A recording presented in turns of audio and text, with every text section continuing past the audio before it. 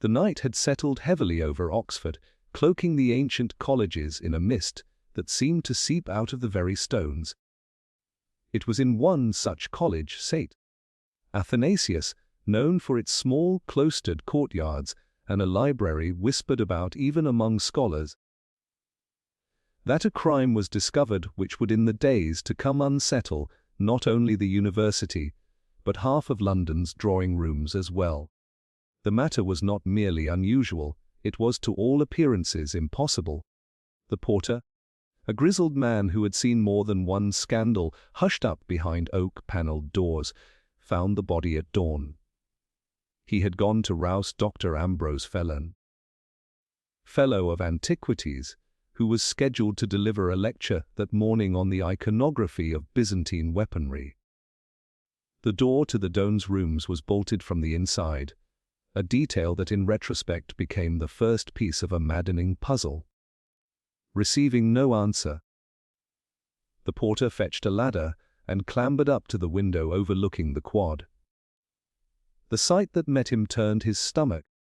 Ambrose Felon sprawled across the Persian rug, eyes glassy and fixed, a dagger of exquisite craftsmanship protruding from his chest.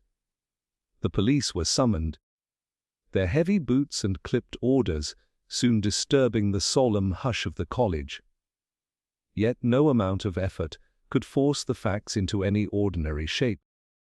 The windows were fastened, the door was locked, and there was no sign of forced entry. The dagger itself, gilded, its hilt inlaid with a line of lapis stones, was no ordinary weapon, but a ceremonial relic from the college's collection. The cases that had housed such treasures were intact, their locks untouched. It seemed the weapon had been spirited from its place and used for murder by invisible hands. Worse still was the solitary clue left behind, where upon the writing desk lay a scrap of parchment, torn and brittle, bearing only a few hastily scrawled words. The dagger chooses its master. The phrase was absurd, theatrical, and maddeningly out of place. For the constables, it smacked of a prank gone wrong or a suicide staged to bewilder. But those who had known Dr. Felon, an austere scholar, too pedantic to tolerate melodrama, rejected the idea at once. It was Inspector Galloway, a man diligent if unimaginative, who first tried to make sense of the scene. He inspected the fireplace, tested the strength of the shutters, and questioned the servants until their patience wore thin. Nothing explained how anyone could have entered or left the chamber unseen, nor could he discover who might benefit from Felon's death. The fellow was not wealthy, he had no enemies in the open sense. His lectures bored more than they offended, and his students spoke of him with tepid respect rather than hatred. Yet as word spread, the ripples of curiosity reached beyond the cloisters. Within a day, Lord Peter Wimsey, whose reputation for meddling in mysteries was nearly as notorious as his taste for rare books and fine wines, found himself intrigued by the story. An acquaintance of the warden of St. Athanasius, Wimsey arrived under the guise of offering condolences, but lingered with the unmistakable gleam of the hunt in his eye. He examined the dagger first. Curious, he murmured, tilting it under the lamplight. A 15th-century Venetian piece, ceremonial rather than practical. One doesn't stab a man with such a thing unless one means to make a point. Observe the angle, Inspector. It went straight through the breastbone with surprising precision. Whoever struck knew exactly how to kill. Galloway bristled. There's no sign anyone struck him at all, my lord. Unless you can tell me how a murderer gets in and out of a locked room without wings. That, Wimsey said cheerfully, is precisely why I am here. For such puzzles are rarely as insoluble as they appear. Still, I grant you, it has style. He lifted the parchment and read the phrase aloud. The dagger chooses its master. Sounds like the sort of thing one reads in a bad translation of Herodotus. But why leave it behind? unless it is the murderer's signature or his jest. The investigation pressed on, but each step only deepened the shadows. The college librarian swore that the dagger had been present in its case the previous evening, locked as always with a key kept only by himself and Dr. Fillan. Yet the lock showed no tampering. One fellow hinted darkly at disputes over a recent bequest. A collection of medieval manuscripts Fillan had argued should remain with the college rather than be sold. Another recalled seeing him arguing heatedly with a younger scholar in the quad days before his death. None of it explained the mechanics of the crime. Whimsy spent the afternoon in the rooms themselves, measuring, tapping the panels, testing the hinges of windows and doors. The silence of the quad below only heightened the sense of enclosure, as though the very walls resisted yielding their secret. At last he crouched near the rug where Fillan's body had been found, tracing a faint smear of dust that led toward the bookcase. He tapped experimentally. Hollow, yet when forced open, it revealed nothing more than shelving too shallow to conceal even a child. Evening fell. The fellows gathered for supper in strained silence, whispering behind their napkins. The dagger, now bagged and tagged by the police, was locked in evidence. Still, its absence hung over the hall like a spectre. The dagger chooses its master.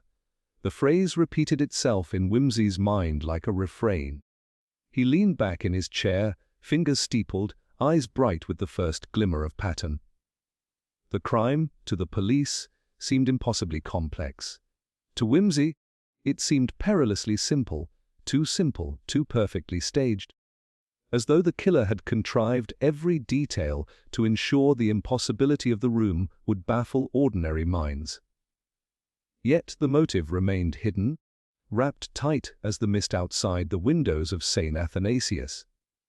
And so the stage was set: a locked room, a murdered scholar, a ceremonial weapon, and a taunting clue that promised further revelations.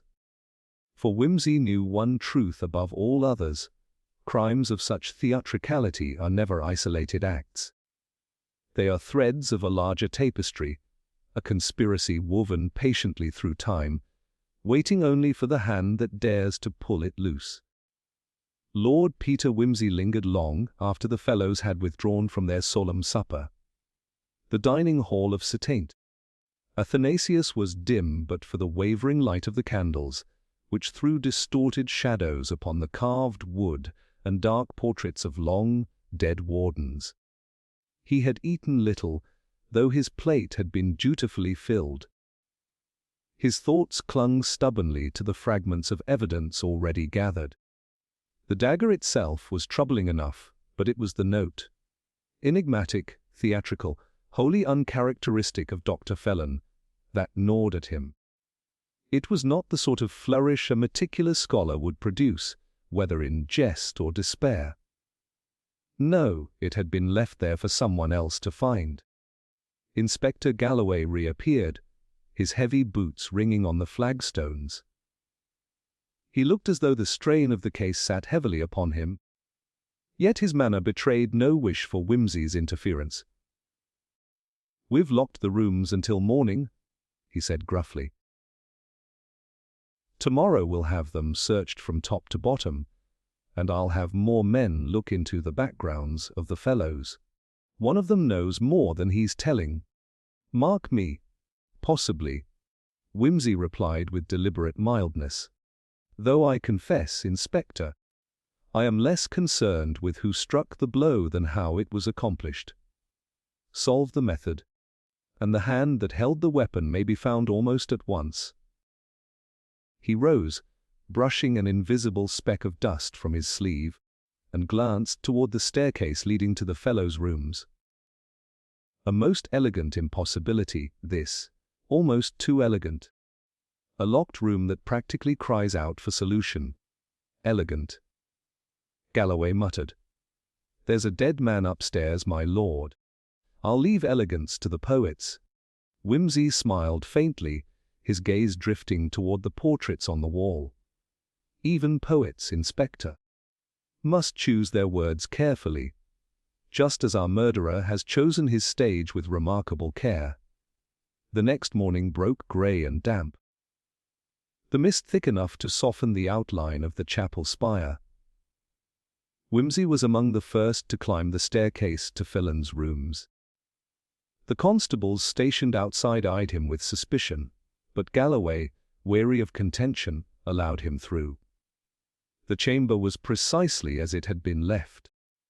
The desk with its scattered papers, the shelves bowed under the weight of books, the rug stained dark where the body had lain. Wimsey moved slowly, his sharp eyes noting what the constables had overlooked.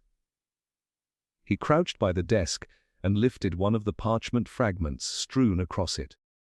They were drafts of Fillan's lecture notes, densely written, with quotations in Greek and Latin. Beside them, however, lay something curiously out of place. A modern railway timetable, folded neatly but smeared faintly at the edge with what looked like wax.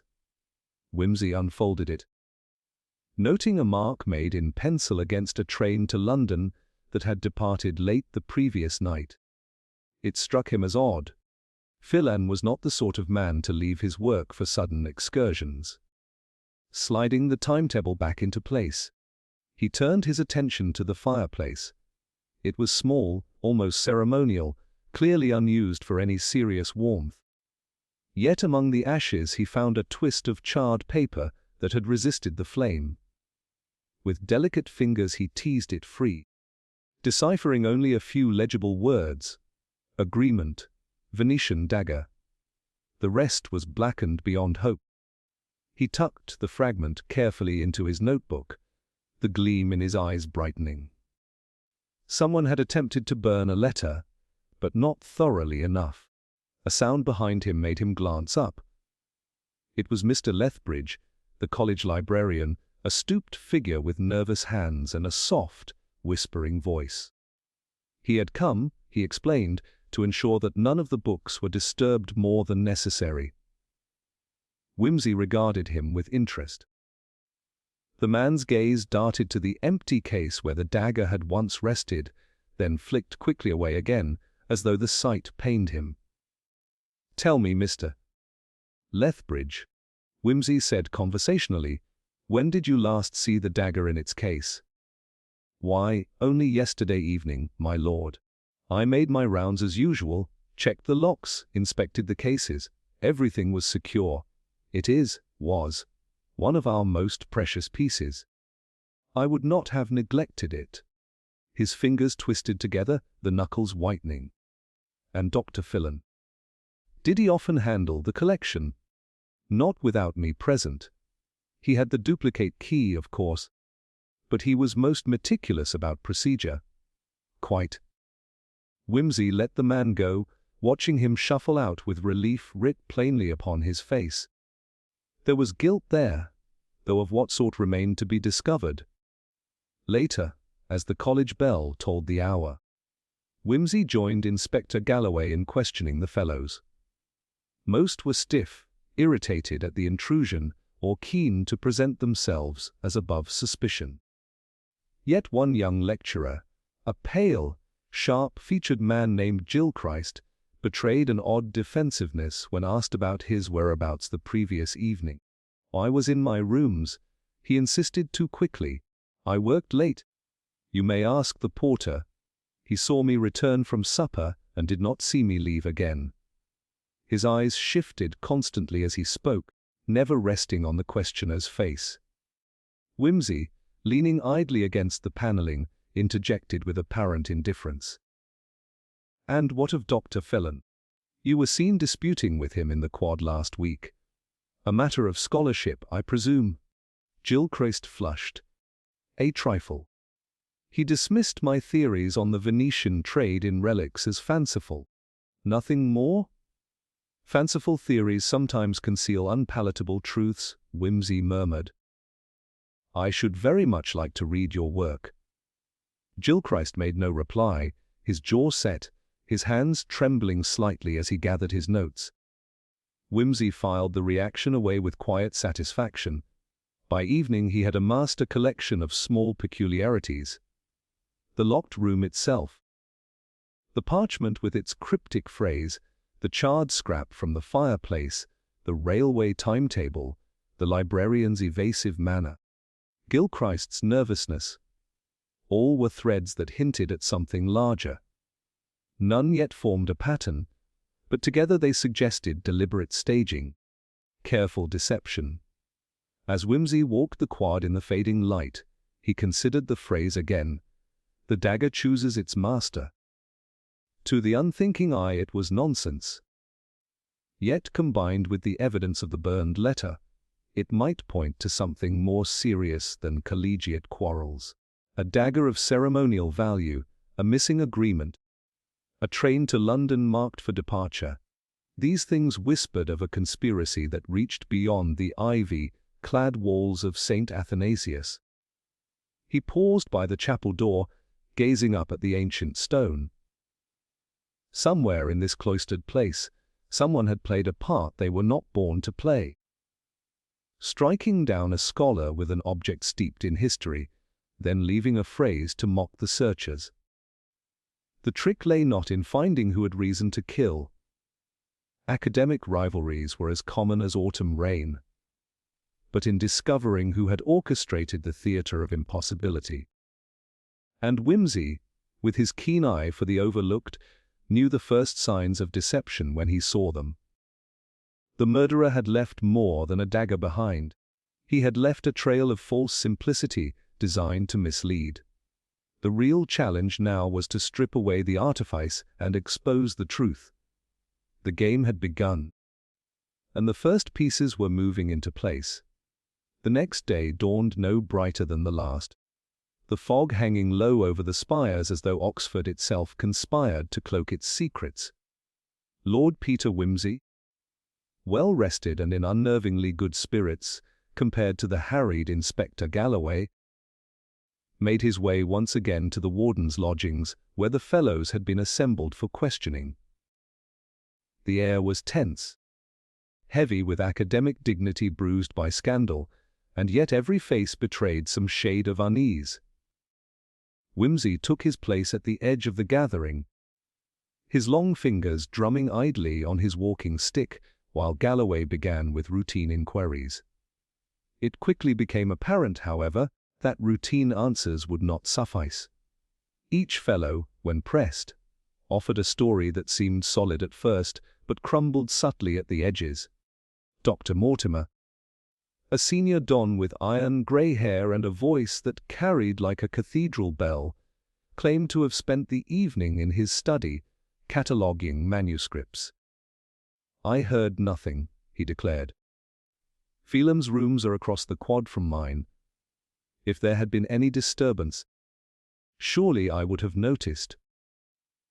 His certainty was impressive, but Whimsy caught the slight tremor in his hand as he reached for his glass of water. A man too careful to seem unconcerned often had something gnawing at him. Mr. Lethbridge, the librarian, repeated his earlier insistence that the dagger had been secure the previous evening. Yet under Whimsy's gentle questioning he faltered. I believe it was secure," he admitted, the whisper of his voice betraying doubt. "It is possible. I mean, Phelan occasionally borrowed artifacts for his lectures. He might have taken it himself." His eyes darted quickly to the warden, as though seeking approval for this convenient explanation. The warden's stony silence offered none. Then came young Gilchrist. His manner was brittle, defensive, his answers clipped. He admitted that his quarrel with Phelan had been more heated than he had previously confessed. "He mocked my research openly," Gilchrist said, his pale face mottled with indignation. "But words, however sharp, do not lead to murder. I retired early. You may ask the porter." Yet when Whimsy pressed him on what precisely he had been working on that night, Gilchrist's replies grew evasive. Notes, drafts, nothing of consequence. His fingers tapped restlessly on the arm of his chair, betraying an agitation that no scholarly sleight alone could explain. Other voices soon joined the chorus, each with its own dissonance. Dr. Elwood, a fellow of theology, claimed to have seen Phelan through his window that evening, bent over his desk. Still very much alive at the hour when Gilchrist insisted the man must have already been dead. Another fellow swore he heard the sound of footsteps in the quad sometime after midnight, but when pressed could not recall from which direction they came. The accounts overlapped, contradicted, and left gaps wide enough to swallow the truth whole. Whimsy listened with outward detachment, yet every detail fixed itself neatly in his mind. He noted not only the words but the pauses, the glances exchanged, the eagerness of some to provide answers, and the reluctance of others. Contradictions were not in themselves proof of guilt, but they were cracks in the facade. He leaned forward suddenly, addressing Dr. Elwood. "You say you saw Phelan at his desk. How certain are you of the time?" Elwood hesitated. "It was perhaps just after 10. I was returning from chapel. The light was on, and I glimpsed him through the window." "And you are certain it was he, and not merely the outline of a man seated at a desk?" The theologian flushed. "I believe it was Phelan." Belief and certainty, Whimsy mused, are seldom the same thing. "Thank you, doctor." He turned his gaze elsewhere, leaving the man flustered. As the questioning continued, Whimsy's attention returned to the railway timetable he had discovered in Phelan's rooms. None of the fellows had mentioned plans for travel, yet the penciled mark beside a late train to London lingered in his thoughts. "Tell me," he said suddenly, fixing Gilchrist with his steady gaze, "do you make frequent use of the rail?" Gilchrist blinked. "On occasion. Research requires trips to the British Museum. But I have not been recently." "Indeed. Odd then, that a timetable with last night's train marked should be found among Phelan's papers. Unless, of course, he planned the journey himself. But one wonders why he failed to take it." The young man's face tightened, his lips pressed thin. He said nothing more, but his silence rang louder than denial. Later, when the gathering dispersed, Whimsy strolled with Inspector Galloway through the damp cloisters. "Well," Galloway demanded, "do you make sense of their stories?" "To me, they're a pack of self-serving half-truths." "Precisely," Whimsy replied lightly. "Each man has offered us not truth but a version of it, polished or obscured as suited him. Consider Elwood's vision, perhaps a shadow mistaken for Phelan. Consider Lethbridge's eagerness to insist upon security, followed by his backpedaling. Consider Gilchrist's silence at the mention of London. Contradictions, my dear Inspector, are the very marrow of detection. We need only determine which are born of deceit, and which of simple error." That afternoon Whimsy sought out the porter, a man of plain sense and less inclination to dramatize than the cloistered duns. "Tell me, my good fellow," Whimsy asked, "did you observe anyone leaving the college last night?" The porter scratched his head. "No one through the gates after they were closed, sir. But I did hear the side door near the chapel open sometime past midnight. Thought it was the wind at first, but there was the sound of a latch. By the time I checked, it was shut again." "Eh?" Whimsy said softly. "A ghostly door that opens itself. Remarkable architecture." He pressed a coin into the man's hand and wandered off, his mind weaving connections. Voices of deception, each tuned to its own key. A burned letter hinting at an agreement. A dagger taken without visible force. A door that opened at midnight, though no one admitted to passing through. And beneath it all, a sense of performance, as though the crime had been staged to bewilder. Whimsy lit a cigarette and exhaled slowly, watching the smoke curl into the mist. Somewhere among the lies lay the one truth that would unravel the conspiracy.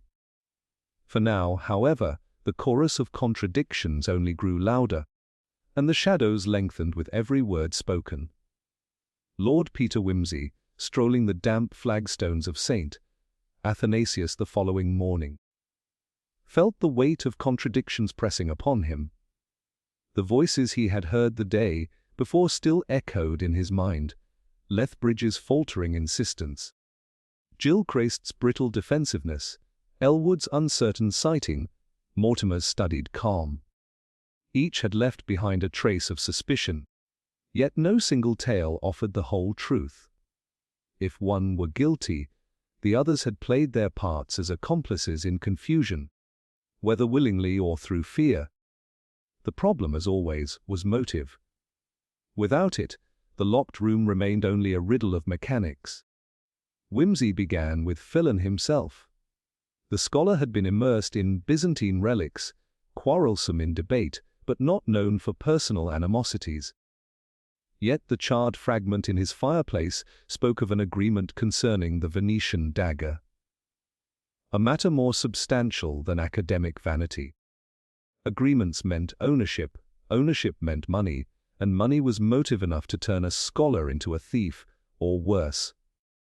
He sought out the warden, a gaunt man of great authority whose patience was tested by the scandal threatening his college's reputation.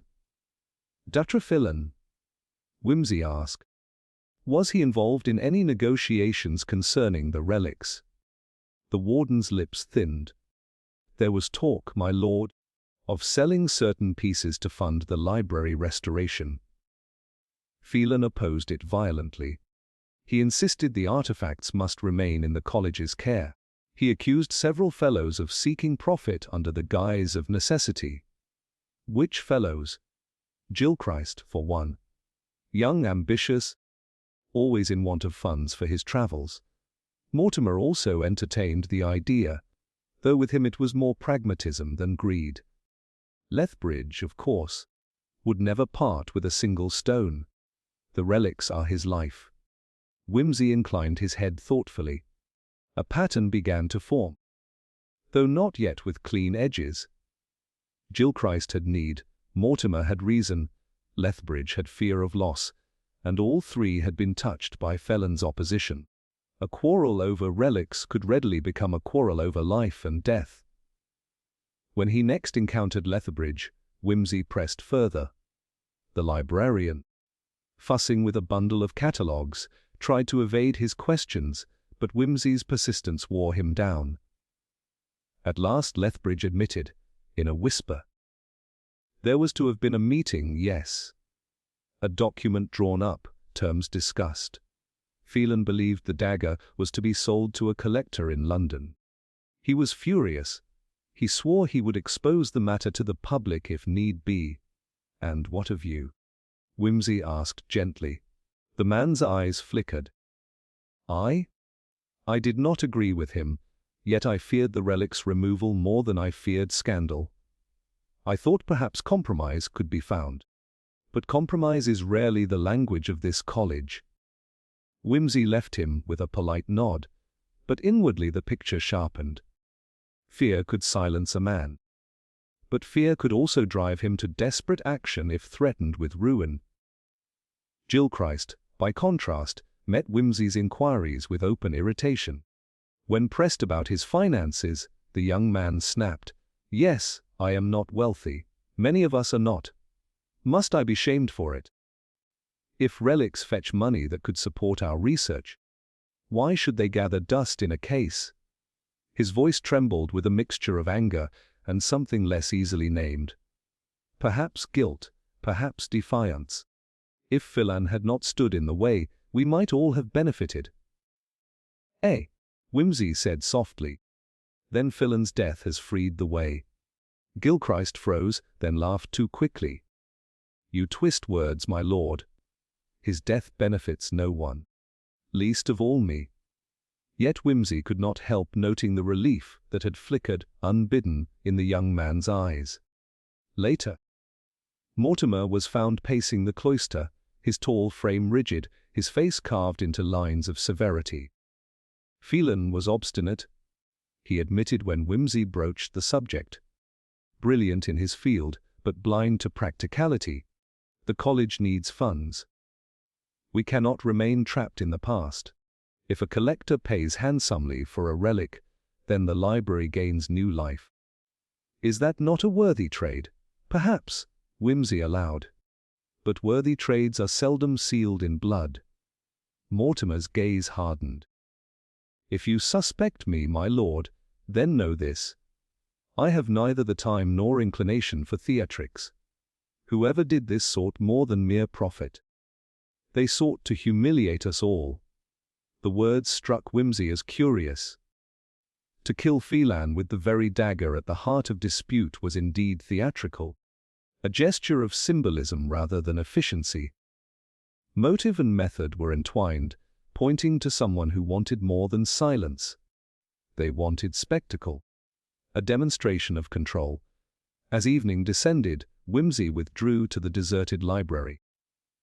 The shadows of high shelves loomed like sentinels while his mind sifted through the tangled motives. Lethbridge had fear of loss. Gilchrist had hunger for advancement. Mortimer had pragmatic desire for funds. Elwood had his theology, perhaps too lofty to sully with greed. Yet even his testimony was unreliable.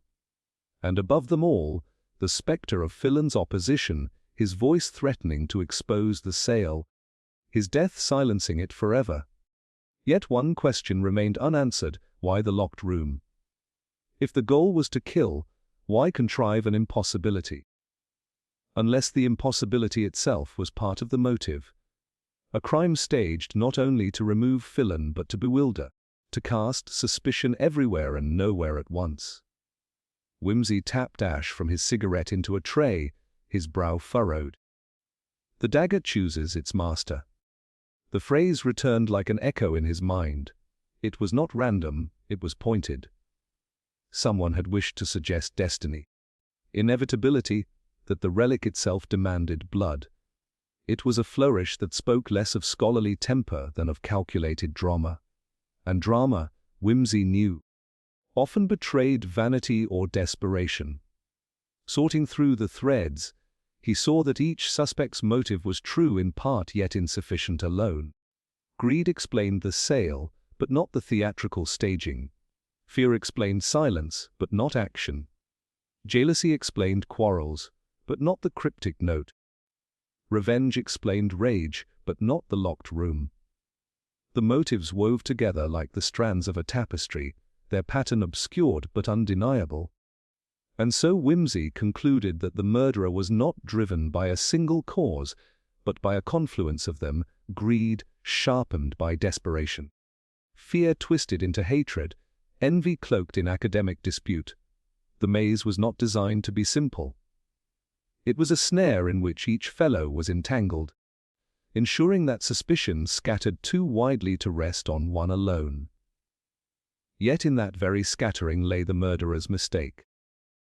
For only one hand had chosen the dagger, only one mind had written the note, only one had dared the theater of impossibility. The web of deception was tightening, and whimsy, with patient precision, was following its strands to the heart. As the college bells tolled Compline, he rose from his chair, eyes glinting with a mixture of amusement and resolve. Somewhere within the walls of St. Athanasius, amid the proud scholars and their fragile secrets, the master of this maze awaited discovery. And whimsy, ever fond of untangling knots, was ready to draw the first true thread. The following day, St. Athanasius awoke to a stir of excitement. A development, whispered from porter to fellow to constable, spread through the cloisters like wildfire. Inspector Galloway arrived in the warden's study with a grim satisfaction, a folder of notes under his arm, and the expression of a man who believed the chase was nearing its end. Lord Peter Wimsey, seated in an armchair with his long legs crossed and a cigarette balanced between his fingers, watched the inspector with a mild, amused interest, though his eyes missed nothing. "We've got him, my lord," Galloway announced without preamble. Clear as daylight now. Young Gilchrist caught himself out. "Oh," Whimsy inquired lightly, tapping ash into a tray. "Do illuminate me. Daylight, as you know, has so many shades." Galloway spread the papers across the warden's desk. "With evidence he purchased a duplicate key to the relic case some weeks ago. Locksmith in the High Street confirmed it this morning. Said Gilchrist came in, claimed he'd lost his own, and had another cut. That puts the dagger in his reach. He quarrelled with Filon, he needed money, he's hot-tempered. There's motive, means, and opportunity. And as for the locked room, easy enough.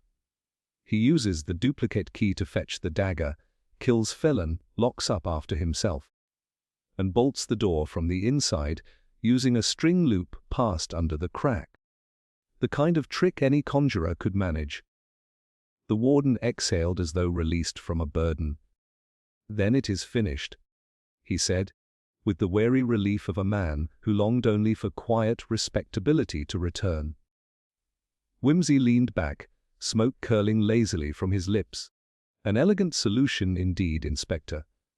Neat, tidy, plausible, almost too much so." His eyes narrowed slightly. "And what of the note? The dagger chooses its master. Did Gilchrist compose such a flourish between bouts of financial desperation?" "A ruse," Galloway replied stoutly. "A scholar's attempt at melodrama. He wanted to cover his trail with mystery. Or someone wanted us to think precisely that." Whimsy murmured. He rose, strolling to the window, gazing out at the fog-shrouded quad where Gilchrist was even now being led away by 2 constables, his face pale, his protests sharp but ineffective. The young man's voice carried faintly. "You're making a mistake!" "I did not kill him!" The warden turned from the sight, his expression hard. "He has brought shame upon the college, but better him than suspicion cast upon us all. Let the law take its course." Yet Whimsy did not share the relief that softened the room. Something pricked at him, an itch beneath the surface of neat explanations. He recalled the railway timetable in Felon's study, marked for a train to London. He remembered the charred scrap from the fireplace, the whisper of agreement, Venetian dagger. Neither fit comfortably into Gilchrist's alleged scheme. Gilchrist was ambitious, yes, and irritable, but his temperament lacked the theatrical streak that had turned a murder into a performance. Later that evening, as the college buzzed with murmured satisfaction at the apparent resolution, Whimsy sat alone in the library.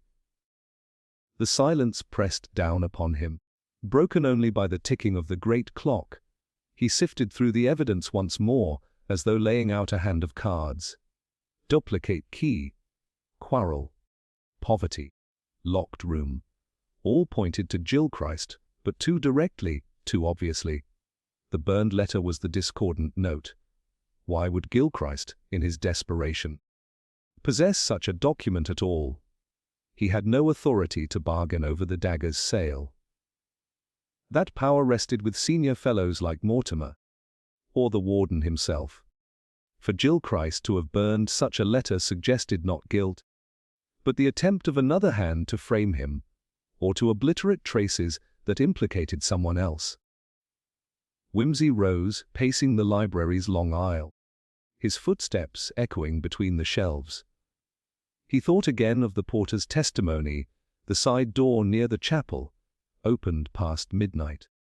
A fact that sat uneasily with Gilchrist's story of retiring early, yet the constables had not followed it through. To them, the duplicate key was proof enough. To Whimsy, it was bait. When he rejoined Galloway, the inspector was in high spirits, dictating his report. "Well, have Gilchrist remanded at once. Case nearly wrapped. I expect commendations for this, though I dare say you gave me the final push." "Commendations are excellent things, Inspector," Whimsy replied cheerfully, "so long as they are not handed out too soon." Premature applause can spoil the performance, don't you think? Galloway frowned. You mean to say you doubt it still? The key, the quarrel. What more do you want? Only the truth, Inspector. Which, alas, is often the one thing most carefully hidden. Wimsey glanced toward the window, where the fog pressed like a wall against the glass. No. I fear Gilchrist is but the understudy in this play. The true actor remains behind the curtain. Yet his protest went unheeded. Gilchrist was taken into custody, and the fellows breathed easier. The warden gave a speech to the assembled college, declaring sorrow but also closure, as though pronouncing a benediction over the scandal. But Wimsey noted the quick glances exchanged in the hall, the way Mortimer's jaw tightened, how Lethbridge's hands shook as he poured his wine, how Elwood's lips moved silently as if in prayer. Relief, yes, but tinged with fear. For fear does not follow a crime solved, but a crime concealed. Wimsey, smiling faintly over his untouched glass, knew with certainty that the dagger had not yet chosen its true master. The play was not finished. The curtain had only just risen. And somewhere in the shadows of St. Athanasius the real hand waited, patient and calculating, for the moment to strike again. The college settled into an uneasy calm after Gilchrist's arrest, as though the great stones themselves sighed with relief. But Lord Peter Wimsey, lingering in the shadows of the cloisters, with his cigarette smoke curling faintly in the damp night, could not quiet the gnawing disquiet within him. The case was too tidy, too polished for reality. He had learned long ago that truth rarely came wrapped so neatly. Somewhere in the folds of the past, he felt, lay the hand that had guided this dagger. The next morning he sought refuge in the library once more, prowling among shelves where dust and vellum seemed to carry whispers of centuries. Lethbridge, the librarian, had already taken up his post, fussing nervously with catalogues. Wimsey asked, with studied casualness, if there were records of the relic's provenance, how the Venetian dagger had found its way to St. Athanasius. The man's face tightened, but he fetched a thick leather-bound ledger from the restricted case. Most of the relics came in the 18th century, from private collections. This dagger was bequeathed in 1864, along with manuscripts by a fellow named Dr. Erasmus Cowley. A curious man, obsessed with the East. He acquired it, they say, in Venice, though its true origins are older still. Wimsey traced the spidery script with one finger, frowning. And since then, no disturbances, no disputes. There was a matter, Lethbridge admitted reluctantly, in 1902, a theft. The dagger was taken from its case and vanished for 3 months. It was eventually recovered, abandoned in a trunk at Paddington Station. No culprit ever found.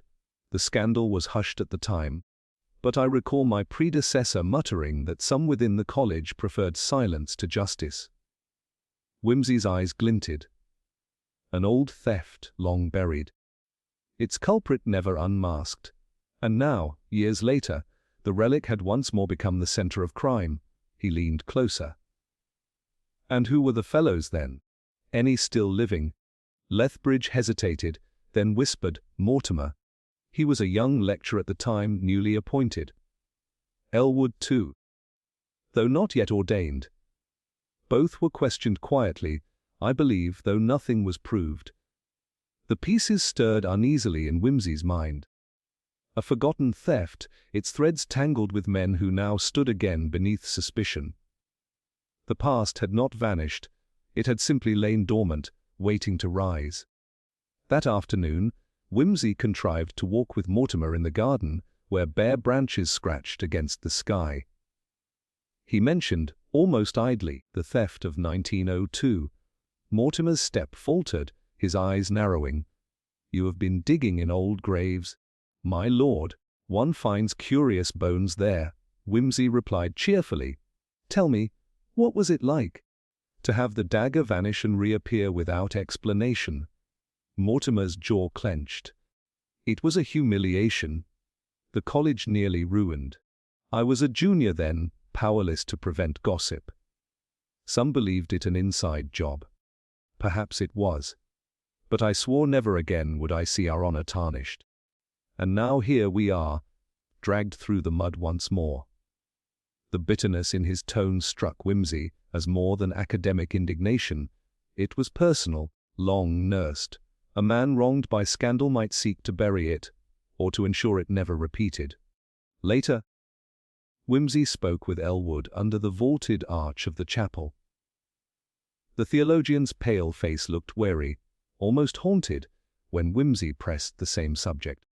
"Yes," Elwood admitted slowly. "I remember the whispers. Some said the relic had cursed us. But I recall something else, Cowley. The fellow who left the dagger was rumored to have sworn it would never rest easily. Superstition, of course, yet it clung. When it vanished in 1902, the older dons spoke of prophecy fulfilled. I was foolish enough to believe them then." Whimsy's mind quickened. A relic shrouded in superstition, a theft unresolved, reputations bruised and never healed. And now, a second scandal staged with deliberate echo. Another theft, another death, another humiliation. Was the crime of today an imitation of the one before? Or had the same hand, carried across time, finally struck again? As evening fell, he returned to Felon's study. The ashes in the grate still held fragments of the burned letter, stubborn clues that refused to vanish. He studied them once more, then bent closer. This time he noticed something overlooked. Not only the words, agreement, and Venetian, but the faint outline of a date, Wine-Dino-2. His pulse quickened. The agreement was not new at all. Felon had uncovered some document tied to the old theft, perhaps correspondence between fellows, perhaps proof of collusion. Suddenly, it made sense. Felon, obstinate and fearless, had discovered that the relic's earlier disappearance was no random act, but a conspiracy within the college. He had threatened exposure. Someone bound to that past crime had silenced him. In that moment, Whimsy saw the web more clearly. The present murder was not merely about money or academic quarrels. It was a shadow of the past, a reckoning deferred for decades. Those who had been young men in 1902 now sat as senior fellows, their reputations long since established, their secrets deeply buried. But secrets have a way of rotting, and when Felon pried too near, the rot broke through. When he left the study, the quad lay silent, the fog thick once more. Whimsy's heart quickened, not with triumph but with urgency. Jill Christ's arrest was a diversion, convenient for those who feared their old sins might resurface. The true murderer was no reckless youth, but a hand long practiced at concealment. Somewhere within these venerable walls, among men who prided themselves on tradition and dignity, lurked a shadow from 1902, alive still and deadly. Whimsy, his eyes narrowing against the mist, knew that the past was not finished with Saint Athanasius, and neither was he. The fog clung to the college that night, swallowing even the lamps along the cloister, so that the stones seemed to float in dim air. Lord Peter Whimsy, however, moved with the assurance of a man whose mind was sharper than the murk about him. The fragments of the burned letter still weighed on him, the date, Wine-Dino-2, no accident, but a deliberate tether to a scandal most would prefer forgotten. It was no longer enough to listen to testimonies and weigh alibis. The dons were too practiced in verbal fencing, too adept at cloaking truth beneath civility. What he needed was not another question, but a test. Something that would press beyond rehearsed answers and strike at instinct. The relics themselves offered the opportunity. That evening, with Inspector Galloway reluctantly in tow, Whimsy requested that the fellows assemble in the library where the collection lay. One by one, The relics were displayed, their histories read aloud by Lethbridge in a quavering voice. The Venetian dagger, though cleaned of blood and locked once more in its case, glimmered under the lamp like a predator's tooth.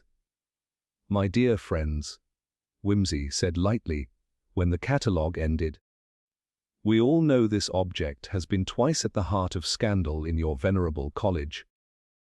But relics have tempers, do they not? They unsettle men. Whisper to them. I wonder if each of you would be so good as to handle the dagger for a moment." There was a collective intake of breath. Mortimer stiffened visibly. Elwood murmured a protest about impropriety. Lethbridge wrung his hands, muttering that the object was too fragile, too sacred. Only Gilchrist, dragged in under guard for the exercise, though still protesting his innocence, looked at Wimsey with a sort of desperate eagerness, as though this might clear his name. "Surely," Wimsey went on, "a relic that accuses its master should reveal something of its choice. I make no promises, merely indulge me. Psychology, Inspector, is sometimes more revealing than fingerprints." Galloway grumbled, but he permitted it. The dagger was carefully removed, its blade wrapped in linen, its hilt exposed. Wimsey presented it first to Mortimer. The older man took it reluctantly, his hand steady but his jaw taut. His eyes rested on the blade no longer than necessary before he thrust it back. "An object of the past," he said curtly. "Nothing more?" Lethbridge next. His hands trembled so violently the linen slipped, and Wimsey had to steady it for him. His face was pale, his lips whispering as if in prayer. "I cannot, it is wrong. Wrong to handle it so. The curse." He stopped, realizing too late he had spoken aloud. His eyes darted to Wimsey's, wide with panic. "Forgive me. A foolish superstition." Elwood accepted it with the composure of a priest bearing a chalice, but his gaze lingered longer than seemed natural, as though transfixed. "It is beautiful," he murmured, and then shuddered before handing it away, his fingers reluctant to let go. Finally Gilchrist. He grasped it almost too eagerly, clutching it with white-knuckled defiance. "If this is meant to prove guilt, it proves nothing. I never touched it before, I swear." But his voice broke on the last word, and he flung the dagger down upon the cloth as if it had burned him. The room was silent save for the hiss of the fire. Wimsey smiled faintly, yet his eyes were keen as knives. Each man's reaction had spoken more than his words. Mortimer was controlled, but too controlled, as though determined not to betray feeling. Lethbridge had cracked with superstition, revealing a fear deeper than scholarship. Elwood had yielded to fascination, almost reverence, dangerous in its intensity. And Gilchrist, poor Gilchrist, was merely desperate, his panic genuine enough to mark him more fool than villain. When the dagger was locked away once more, Wimsey thanked them with airy courtesy. "An experiment, nothing more. You have indulged me admirably." The dons dispersed in mutters, some indignant, some shaken. But Wimsey had marked what he needed. Later, in the quiet of his rooms, he explained to Galloway, "You see, Inspector, words deceive, but instinct betrays. Mortimer's restraint suggests he has rehearsed detachment. Lethbridge's terror tells of knowledge he dares not voice. Elwood's fascination. That is dangerous. Reverence for a relic breeds obsession, and obsession can turn a man into its servant. As for Gilchrist, he may be many things, but the dagger has no hold on him. He is not our murderer." Galloway scowled. "It's all very poetic, my lord, but hardly evidence. Perhaps not in your courts, Inspector. But psychology has its uses. Did you notice Lethbridge muttering of curses? That was no invention of the moment. He has heard it before, perhaps from those who lived through the first scandal in 1902. And Elwood, transfixed, almost adoring, Does that seem the reaction of a man innocent of its power? The inspector shifted uneasily. So which is it? Then, patience, Whimsy murmured, pouring himself a glass of port. The dagger has shown us cracks. Tomorrow I intend to widen them, as he drank. The image of Elwood's pale fingers lingering on the hilt returned to him, and Lethbridge's whispered word, curse. Old superstitions, old scandals, all returning in the present crime. But it was not superstition that killed Filon, it was human hand and human motive. Yet superstition could cloak that hand, could shape the theatre of the deed. Whimsy set down his glass and smiled thinly. The past had left its shadows, and in those shadows the true murderer had begun to stir. The following morning broke with a brittle clarity, the fog burned away by a sharp, unkind sun. Lord Peter Wimsey had scarcely finished his toast when Inspector Galloway burst into his rooms, his heavy boots thudding against the flagged floor. His face was mottled with irritation, and the words came in a rush before Wimsey could offer him a chair. "It's gone. Blast it." "My lord, it's gone." Wimsey raised an eyebrow, setting down his teacup with deliberate calm. "What's gone, dear soul?" "Not the college's silver spoons again. They'd fetch less than a halfpenny at market. The burned letter. The fragments you found in Filon's grate." Galloway growled. "We locked them in the evidence box, sealed and initialed. This morning, when I opened it, the scraps were gone, every last one. Vanished." For a moment Wimsey only tapped his fingers against the china, his expression unreadable. "That," he said at length, "is extremely clever, and extremely inconvenient." "Clever! It's a blasted outrage!" Galloway snapped. "Only 4 people had access to that box. Myself, Sergeant Hill, the college porter who holds the keys, and you.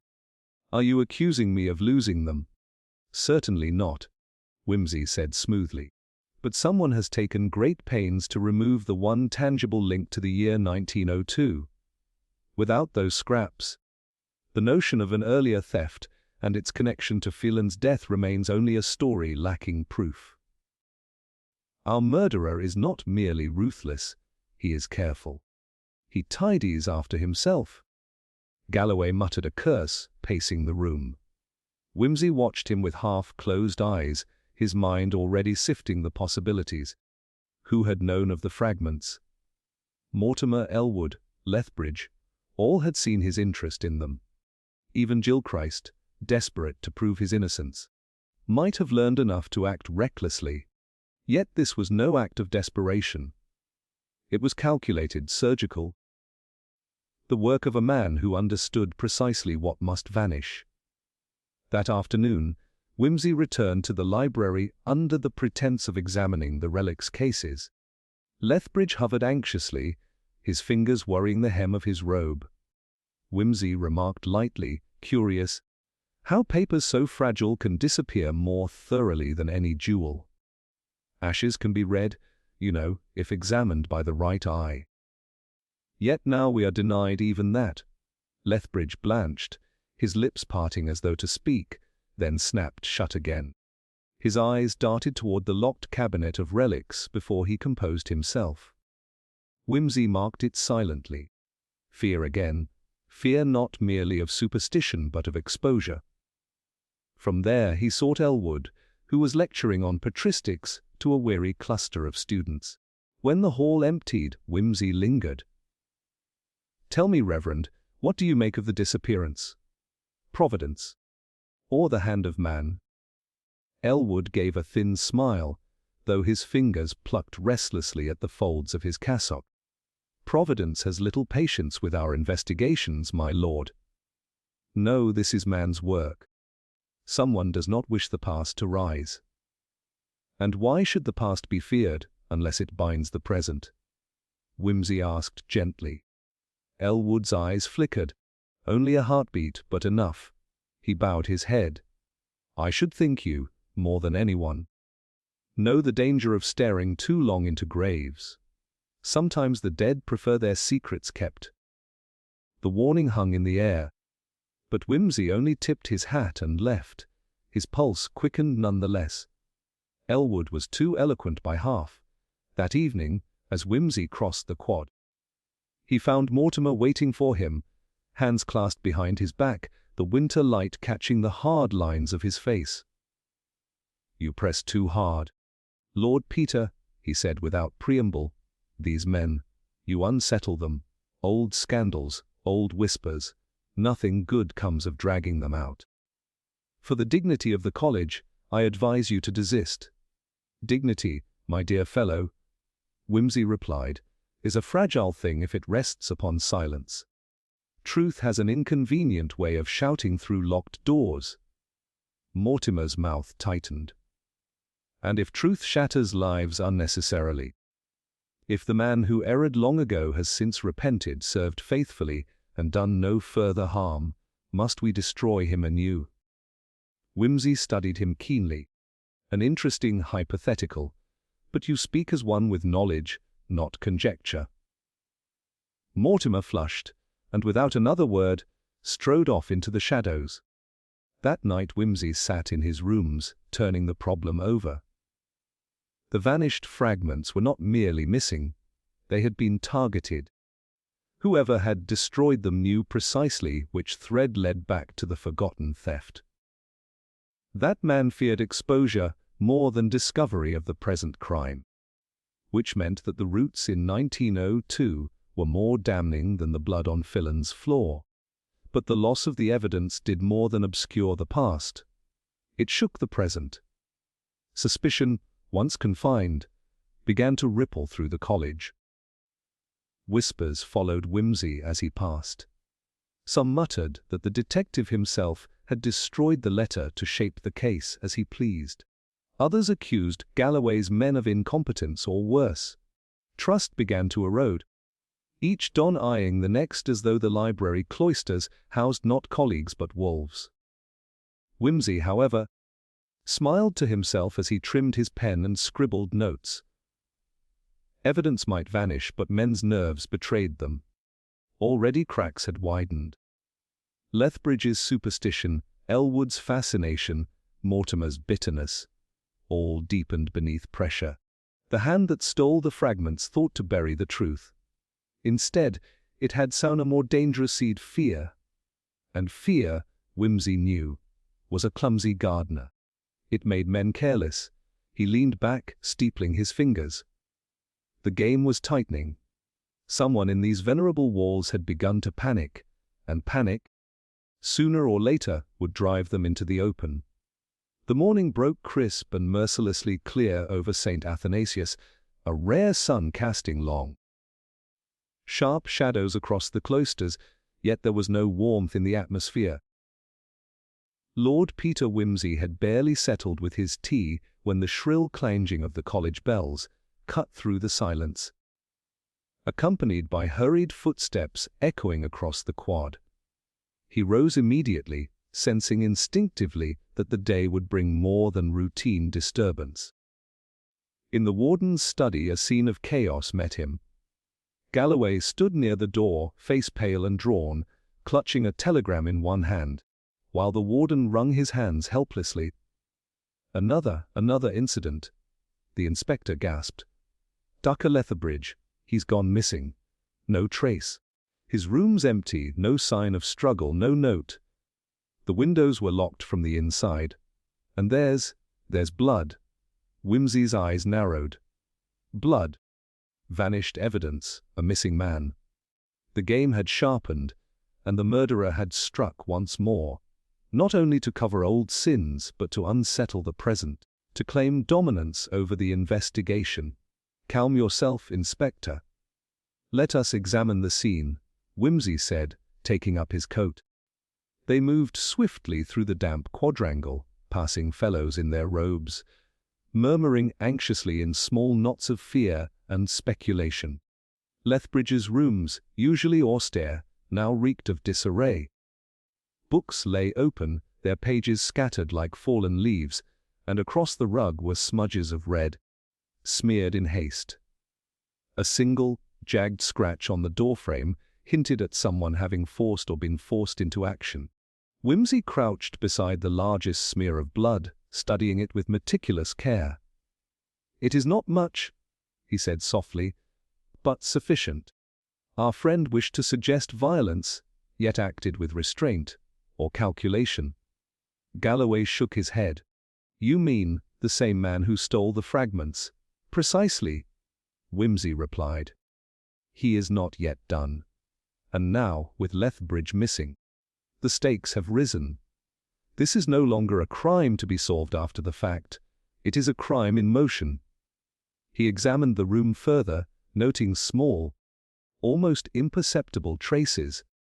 A thread of cloth snagged on the corner of a desk, a faint footprint in the dust by the window ledge. A single letter bent into a crease that had escaped the other's attention. Whimsy's mind moved like a clockwork mechanism, each tick a connection forming between disparate parts. Lethbridge had not gone willingly. He had been taken, or had fled in terror. But if the latter, why abandon notes, papers, and his most precious catalogues? As he inspected, a sound behind him made him turn sharply. A shadow flitted across the far side of the corridor, too quick, too silent to be one of the fellows, yet familiar in gait. Whimsy pursued, stepping lightly, following the faint echo of movement, but found only an empty passage and the faint smell of smoke, acrid and unmistakable. Someone had been here very recently, and they had known Whimsy would follow. Returning to the warden, Whimsy outlined his observations. "The thief of fragments is bold now. Bold enough to remove a man from his rooms, perhaps to frighten or to prevent him speaking. We must act with haste. The trail may be faint, but it exists. And I suspect that the man responsible has been watching us, measuring our steps." The warden paled. "But who among us could?" "Fear is a convenient shroud," Whimsy interrupted. "Our culprit relies on it. The missing letter fragments hinted at 1902, the murder of Fillan repeated old shadows. Now, with Lethbridge gone, the past threatens to reach forward with violent intent.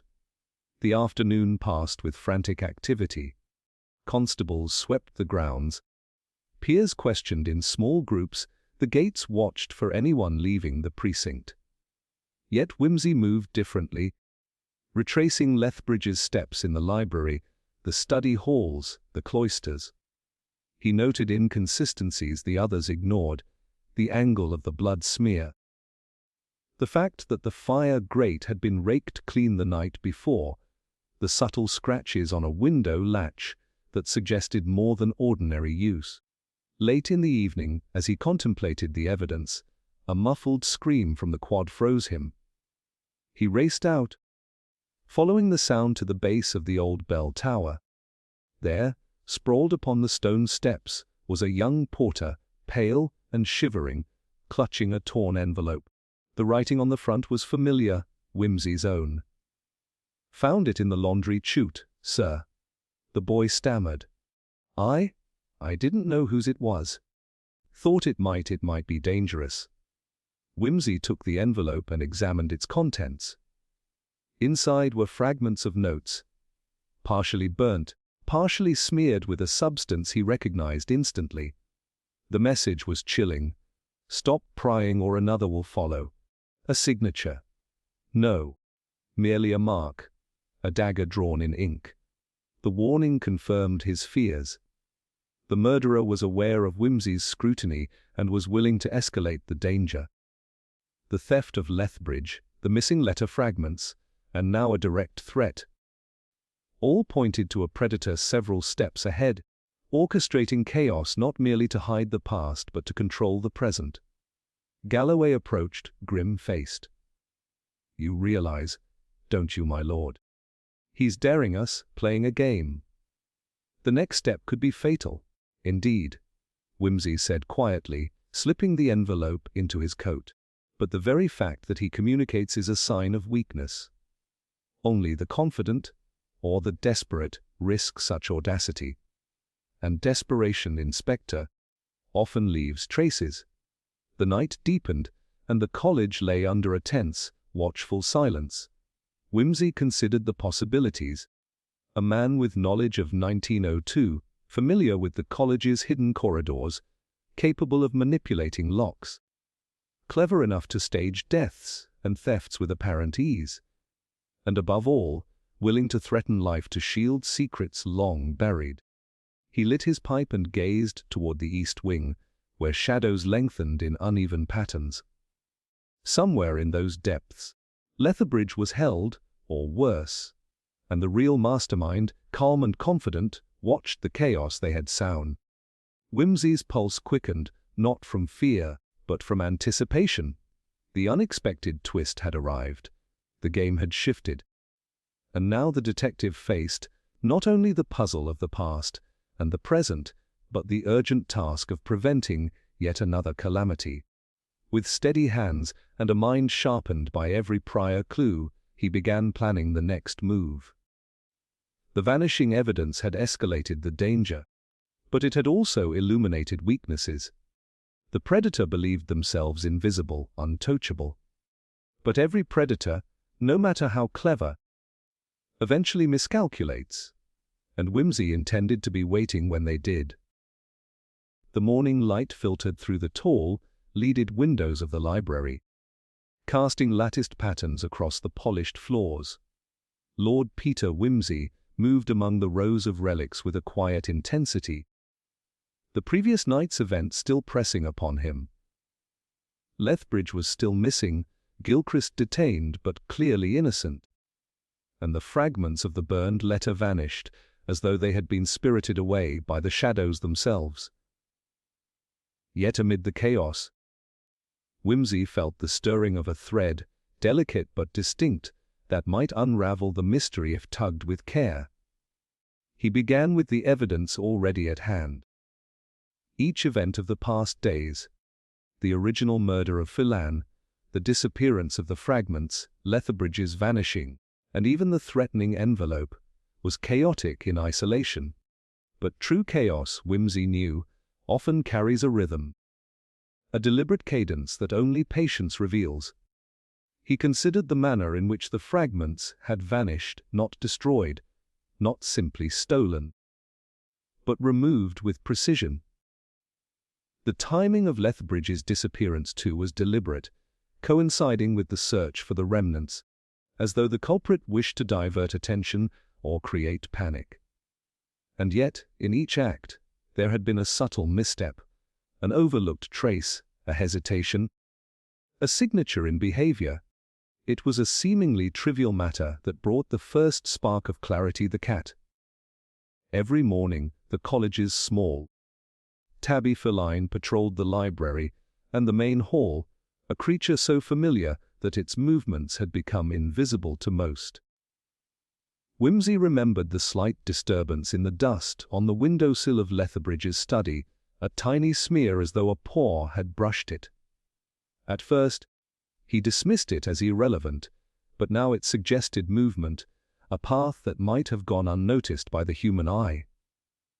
The culprit had used this space, maneuvered through the quarters where the cat roamed freely, confident that no one would notice such a small anomaly. He traced the path across the library, noting books slightly misaligned on the shelves, a ledger that had been nudged rather than removed, and a small indentation in the carpet at the foot of a display case. Trivialities, yet consistent with deliberate human action. And then it struck him. The dagger itself had always remained visible, displayed almost provocatively in its case, yet untouched by the thief when Lethbridge vanished. Whoever was behind this had no interest in the relic as an object of value. It was the stories it carried, the shadows it had cast over decades, that mattered. Wimsey's mind turned to Elwood. The Reverend's fascination with the dagger had been subtle but persistent. He had lingered over its hilt, lingered over its history, whispered of curses and omens. It was not fear alone that had gripped him, but obsession. the kind that drives men to protect their secrets as fiercely as they pursue them. And then there was Mortimer, whose restraint had been too precise, almost rehearsed. The older fellow had known of 1902, had been part of the whispers and warnings, and yet had not acted until provoked. Whimsy began sketching a timeline on the desk blotter, aligning each act. Fillan's confrontation, the burning of the letter fragments, the arrest of Gilchrist, the disappearance of Lethbridge, and the threatening envelope. Patterns began to emerge. Each incident followed a rhythm, a disturbance in the college's routine, a calculated removal or distraction, and a subtle signature, something that betrayed the perpetrator's personality. The pattern was psychological rather than physical. The killer wanted control, visibility, and fear, yet always concealed their ultimate hand. He returned to the notion of the old theft of 1902. That event had been hushed, but it left a residual web of knowledge. Those who had been implicated, those who had witnessed or heard rumors, and those who had participated indirectly by turning a blind eye. The present crimes mirrored that historical episode, replicating the drama with small differences, a cipher hidden in plain sight. Whimsy realized that the murderer was using history as a script, rehearsing the past to orchestrate the present. And in doing so, they had inadvertently left clues, repeating gestures too familiar to themselves, habits that could be traced. It was a remark by Gilchrist, overheard in the corridor the day before, that finally aligned the pieces. "I suppose the college likes its ghosts neat and tidy," the young man had said. Whimsy now recognized the irony. Ghosts were precisely what the killer was conjuring, drawing upon long, forgotten scandals and half-remembered tales to mislead and manipulate. In other words, the perpetrator was someone intimately familiar with the college's history, someone whose mind still dwelled in the events of decades past, and whose knowledge gave them a dangerous edge. Further confirmation came from observation. The sequence of threats and thefts always favored the culprit's comfort with the environment. The vanishing of the letter fragments was executed in a place only those with unrestricted access could reach. Lethbridge's disappearance coincided with periods when the staff were least vigilant, when the hallways were empty save for a few porters and the wandering cat. The envelope, delivered anonymously, indicated not only forethought but confidence that the college's own routines would carry it unimpeded. Whimsy stood and surveyed the library, tracing with his eyes the paths taken, the locations of each clue, each disruption. There it was, the pattern. Not the dagger itself, not the blood, not the missing fragments, but the way events echoed the past while imposing order upon chaos. The culprit had underestimated the simplicity of human observation, the inevitability of small habits betraying them. Every misdirection, every theft, every carefully constructed threat was executed according to a predictable cadence, shaped by fear, obsession, and a need for dominance. He smiled faintly, the first genuine expression of satisfaction since the chaos had begun. The killer believed themselves several steps ahead, yet the steps were not random. They were a rhythm, a pattern, and a rhythm can be anticipated, a pattern can be traced. What had seemed insignificant, a cat's paw print, a misaligned book, a casual comment, now carried profound weight. By evening, Whimsy had mapped the movements of the past days, the behaviors of each fellow, and the historical echoes from 1902. The true culprit was no longer obscured by shadows and misdirection. The pattern revealed a mind both brilliant and trapped by habit, one whose knowledge of history had become both weapon and vulnerability. The detective understood now that the answer had been in plain sight all along, woven into the very fabric of the college, a tapestry of old secrets, human foibles, and the inevitability of repetition. With the plan forming in his mind, Whimsy prepared for the next day. The pattern would guide him to the culprit, and the rhythm of the crime, once recognized, could be used to anticipate the next move. The game was far from over. But for the first time, the detective held the key. All that remained was to act before the killer's boldness became another tragedy. The early dawn brought a brittle chill across the quad, frost glinting faintly on the ivy climbing the cloisters. Lord Peter Wimsey moved with a quiet urgency, retracing the steps of the past days, assembling each observation into a cohesive whole. The pattern had emerged, the rhythm of the perpetrator's movements discernible, but the motive, the true motive, remained obscured. Money, revenge, and pride had been obvious possibilities, yet none fit the precise cruelty and foresight demonstrated in the recent crimes. The killer had acted not merely to conceal a past theft or intimidate witnesses, but to manipulate minds, to impose fear, to exercise power over the very fabric of the college itself. Whimsy began with Elwood. The Reverend's fascination with the Venetian dagger had seemed eccentric at first, a harmless obsession with the relic's history. But revisiting their interactions, a darker significance emerged. Elwood's attentiveness, his almost reverential handling of the object, suggested a deep psychological investment, a bond not of mere admiration but of identification. Whimsy remembered the way Elwood's fingers had lingered on the hilt, the intensity in his pale eyes, the almost imperceptible shiver when the dagger was mentioned.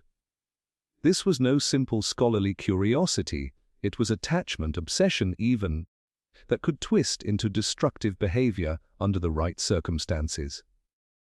He then considered Mortimer, whose control had been so meticulously maintained that it had appeared natural. Yet Whimsy had observed the tight line of his jaw, the occasional twitch of the fingers when discussion of 1902 arose, and the way his gaze would flick toward the oldest ledger entries with unmistakable recognition. Mortimer had known the past, been part of the old scandal, and carried the weight of it quietly for decades. But it was not solely guilt that drove him, it was fear that his reputation, his carefully constructed life of dignity and influence, could unravel in the same humiliating manner it had nearly done 50 years before. And then there was Lethbridge. His terror, his superstition, had seemed irrational, yet upon reflection it became clear that he had witnessed more than he had admitted. His disappearance was a signal that the killer wished to silence him, not merely as an obstacle but as a vessel of memory. Lethbridge had knowledge, however fragmentary, that could expose the continuity between past and present crimes. As Whimsy pieced these threads together, he saw the contours of the true motive. The crimes were not simply opportunistic, they were compulsive, almost ritualistic. They replicated and corrected the past. With Fillan's murder as a centerpiece, the disappearance of fragments as a mirror of 1902, and the recent abduction as a demonstration of control. The killer was obsessed with the college's history, with its traditions, with the preservation, or manipulation, of memory itself. This was a crime born not of financial gain, but of psychological imperative to rewrite history, to assert mastery over the sins and shadows that had been left to fester. It was a chilling realization, for it meant that logic and standard reasoning would not suffice. The perpetrator was guided by emotion, obsession, and a profound need for dominance, not mere convenience or malice. Whimsy reviewed every interaction again, Elwood's almost devotional regard for the dagger, Mortimer's rigid composure, Lethbridge's frantic fear. The common thread was not opportunity but identity, a personal investment in the narrative of the college, and a willingness to impose terror to safeguard that narrative. The final confirmation came unexpectedly. In a discarded notebook found hidden beneath a false bottom in Lethbridge's own desk. Wimsey had returned to the study, suspecting that the missing man might have left subtle clues in his absence. The notebook contained meticulous entries, recording not only cataloguing details of the relics but also reflections on the college's past scandals. And in the margins, in a neat, obsessive script, were notes that revealed the killer's mindset, a compulsion to correct perceived injustices, to prevent the repetition of mistakes, to control the narrative of history through fear and elimination.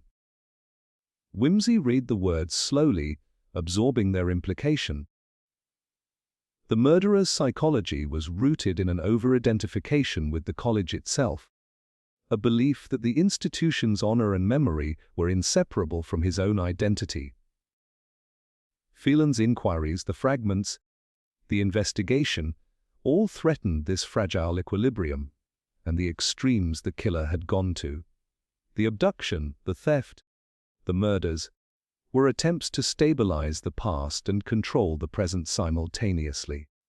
It became evident why no single piece of evidence had sufficed to unmask him until now.